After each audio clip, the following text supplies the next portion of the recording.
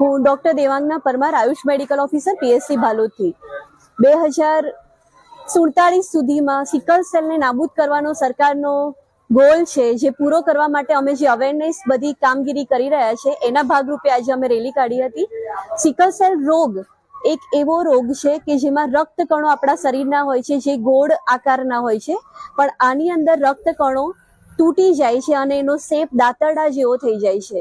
એટલે એ નળીઓમાંથી બરાબર વહી શકતા નથી અને વચ્ચે અવરોધ ઉભો કરે છે, અને જેના કારણે સિકલ સેલના દર્દીઓને સાંધાનો દુખાવો પણ થાય છે અને એ લોકોને એનિમિયા એટલે કે પાંડુ રોગની આ બીમારી છે એક જાતની.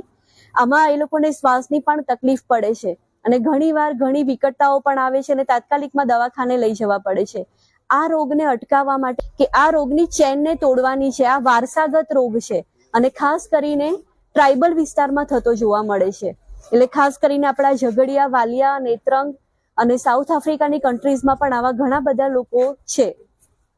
આને નાબૂદ કરવા માટે આપણે લગ્ન માટેનું બહુ જ મહત્વનો નિર્ણય લેવાનો છે, જે હમણાં બેને ડિસ્કસ કર્યું હતું એ પ્રમાણે કે સિકલ સેલ રોગ અને સિકલ સેલ વાહકવાળા કોની સાથે લગ્ન કરી શકે અને લગ્ન ન કરી શકે એ ધ્યાનમાં રાખવું ખૂબ જરૂરી છે.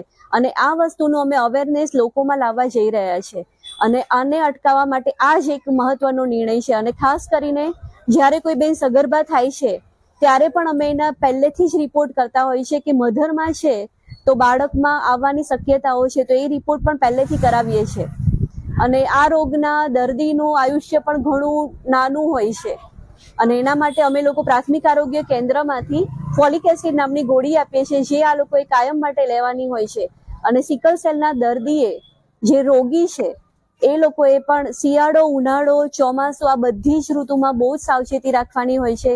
નદીમાં, પર્વત પર જતી વખતે પણ બહુ કાળજી રાખવાની હોય છે અને શક્ય હોય ત્યાં સુધી આવી જગ્યાએ ન જવા માટે જ અમે લોકોને કહીએ છીએ.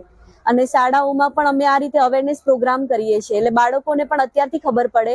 અને એના માટે અમારા સિકલ સેલ કાઉન્સેલર અને મારી ટીમ આખું સ્ક્રીનિંગના ટેસ્ટ કરી રહ્યા છે કે કયા બાળકને સિકલ સેલ છે, અને એનું લિસ્ટ પણ અમે શાળામાં આપી રહ્યા છે, એટલે એ બાળકોની કાળજી શાળાવાળા પણ સારી રીતે રાખી શકે.